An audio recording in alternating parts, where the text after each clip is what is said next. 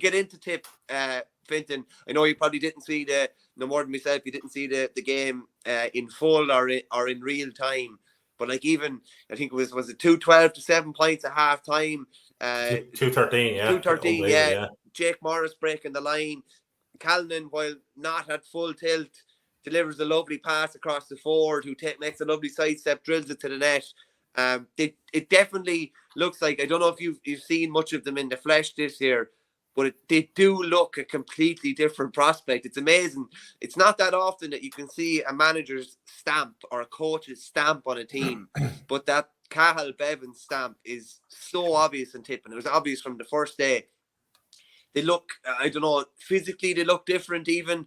It seems to be, it's amazing. You talk about like S&C programs and teams been on them for years and the benefits of it. They look like a different team conditioning wise, even in the 3 or 4 months they've been back training. But it's that kind of breaking the line and, you know, that craving for goals that Cahill had. I think did they hit 8 against Wexford in the under-20 All-Ireland semi-final one year, and then 5 in the final against your own Cork. There's just a manic energy and a craving for work and a craving for goals, and they already look a different prospect, with the caveat that league is league, obviously.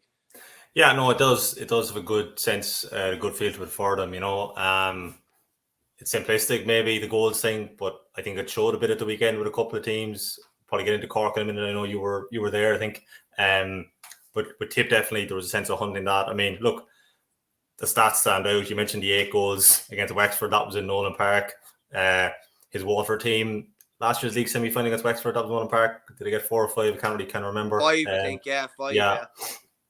The finals that they've won, the 2 under-20 and under-21, like they got 3 against Cork and one of them 5 in another. So look, it is a trait. One of the things I thought was interesting, I suppose, is that everyone, you know, I've been kind of guilty of this myself, but a lot of people are kind of focusing on the young players coming through, and they're obviously thinking, you know, Cahill has worked with them. That sort of kind of relationship and that kind of know-how and knowledge will kind of surface at senior level. But you kind of see the older brigade then maybe that they can be re-energized with kind of a new coaching setup. And as you say, the way Callan gathers the ball, he kind of draws in the cover, the way Ford has gone inside, and that's 2 of the most experienced players that have been around for a good few years now. And that's the way they combine for the goal. It kind of broke the game open a little bit, if you know what I mean, in the first half. Yeah.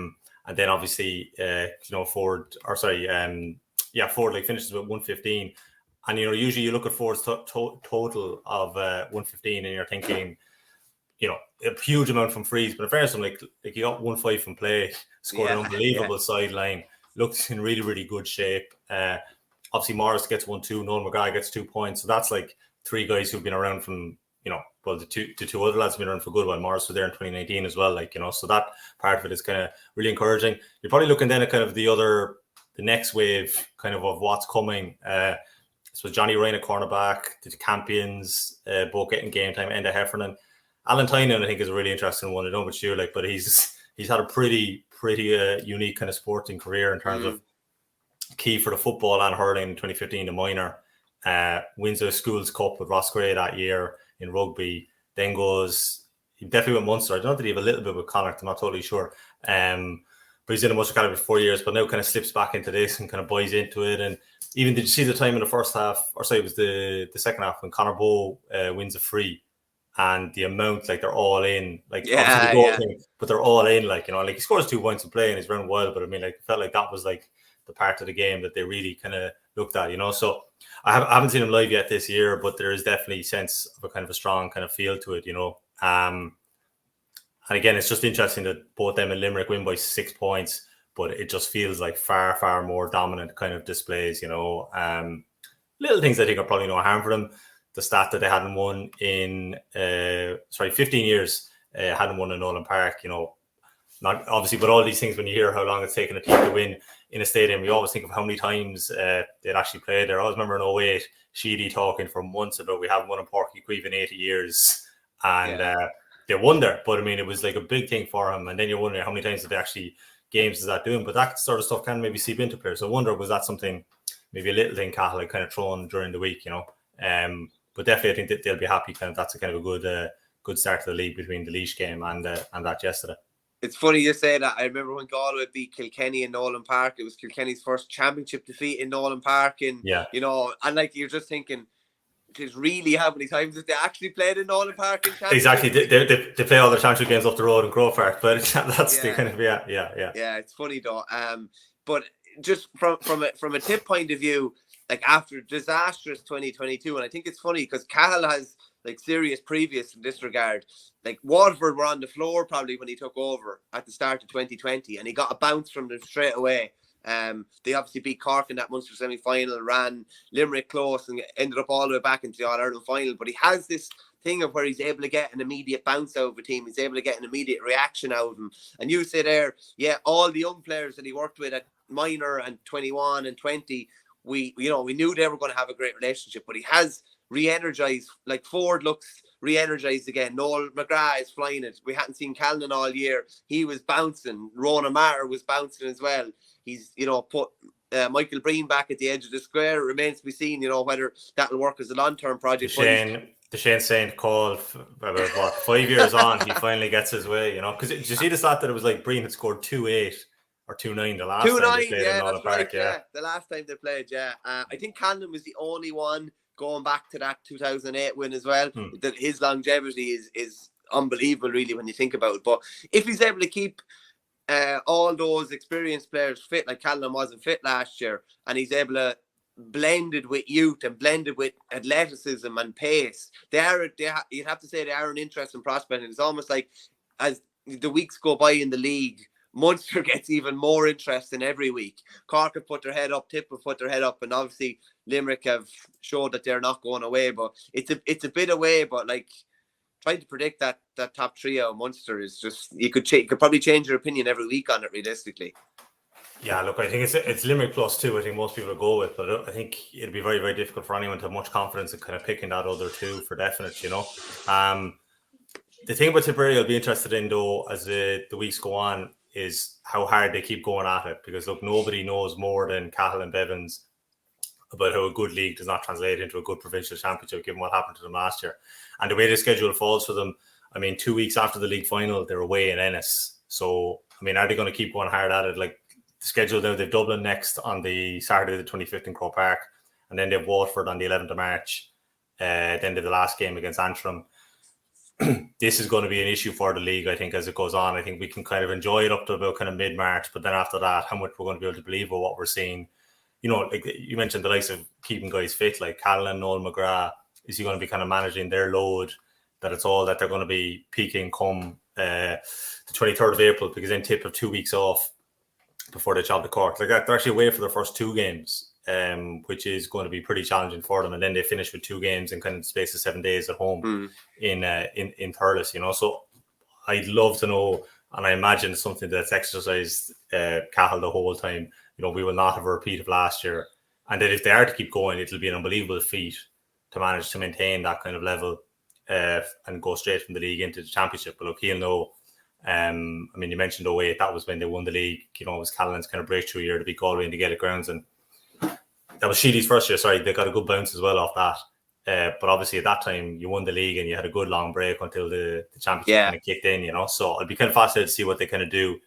And stuff like Breen full back, is that kind of a long-term thing? It does seem like it, or it does seem like that's the plan anyway, that's something that they're kind of looking at. I suppose you do still have, Heffernan's out for the year, isn't he? And Craig Morgan, You're looking at Craig Morgan. Johnny Ryan, there's probably a cornerback kind of slot has come up for grabs there. Barrett went off yesterday. I think he collided with one of his own teammates. Cadell went off, so James Kennedy comes off the bench. So there's probably 2 or 3 kind of defensive spots there up for kind of a couple of the younger brigade for kind of grabs. I think he wants to put Runner Maher in the half-back line. You kind of get the sense of that, doesn't he? Like that he doesn't want to kind of leave it like, and you see this sometimes, managers will come in and they'll just, from the very, very start, it's noticeable, right, that's where you are for the year now to some experienced player. And then it's up to the kind of younger brigade to come and go for it then. But yeah, it's a positive start. He'll be pretty happy with how things are going. From a Kilkenny point of view, obviously they had that kind of usual never say die and came back, but and they made it very competitive. I think it was down to 4 at one stage. But like Derek Lyng's not exactly going to be pushing the panic button given the personnel that they're missing realistically. But like if you take TJ Owen Cody and Adrian Mullen out of any team, you're probably going to be under pressure, aren't you? But they were definitely a step off it yesterday. Yeah, that's the phrase he used afterwards. He just said standing off in the first half. I mean, in fairness, I think their second half fight back was a little bit more pronounced than Clare's. Clare's definitely had a feel to Limerick, as I said earlier, pull up the handbrake, and Clare went for it for the last 15 minutes. Really came off the bench, made a big difference. I mean, Kilkenny, they only got one goal, but like they obviously created a couple of chances. Donnelly, Barry Hogan produced a really good save off him, and then Martin Keoghan eventually got the goal. And there was definitely more kind of fight to them.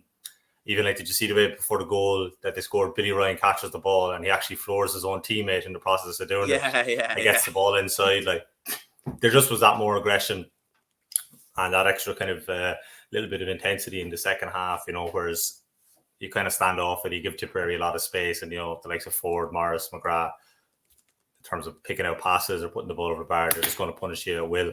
And next year, look at 12 points. So I think he'll be happy kind of with the fight back. If there's one kind of positive, I guess, over the last week, I would say Billy Drennan is probably a big one in terms of, the undoubted kind of star that on the 20 All-Ireland final win, someone that he knows very, very well. Like, if you look at it then, like, I think it's fair enough to say there's a little bit of a Fitzgibbon issue here, maybe, like Cian Kenny comes off, he had a big game during the week, Blanchfield only comes on. Two of them, you imagine, will come into the fray. Obviously, as you said, the Ballyhale contingent, Corcoran is the only one, but they probably want to look at Corcoran a bit more than the other ones. They're probably going to manage the load, you imagine, of the kind of forwards and kind of have a look at further down the line, So I think Butler went off injured. It's probably a little bit of a concern. Yeah. Not sure. A lot of these cases, you're kind of looking at it and you're just saying, you're not exactly sure how kind of serious these things are. Like, but you see even a ligament damage injury. You see Robbie O'Flynn last week, suddenly it's 6 to 8 weeks out. And just with the new structure and all that, it can be a bit more problematic. And he was so good for them last season. So not exactly sure what the nature of that is, So I think it'll be hardened by the second half. Look, he said there's a lot of kind of new faces and a lot of kind of guys that he's just starting to get a look at, and he's brought up from the under 20 and all that, So I think you're right in saying definitely not the panic button, but I'd say the first half will be the one that'll be honed in on when they're kind of inspecting the footage of this. Without a doubt, yeah. Just a couple of comments in there. Richard Hogan just says KK were sloppy mistakes for both first half goals. Short, Mullen and Cody is huge. Yeah, Adrian actually didn't play for DCU during the week, so that hamstring injury that kept him out of the club final was obviously serious enough. I'm sure he'll be back over the coming weeks. TV Street says, will we end up with a league final with 2 second teams in it? Depend. Like, Cork have 3 weeks, I think, to their first Munster game. So if they were to get to a league final, maybe it kind of suits them a little bit more. There's a good comment in here from Sean O'Sullivan. Knew a lad who scored 2-8, 2-8, 2-0 in 3 consecutive matches. We called him the Owl. Very good. Very good. In fairness, there's a bit of thought put into that. Adrian McGrath says Tipp are still nowhere near a secure defence with a balance between power and pace to cope with pace up front against them. It's not relevant in these conditions. I think there's such a difference between now and what you're going to face come championship, and that's why it's hard to make a definitive read maybe on what you're seeing.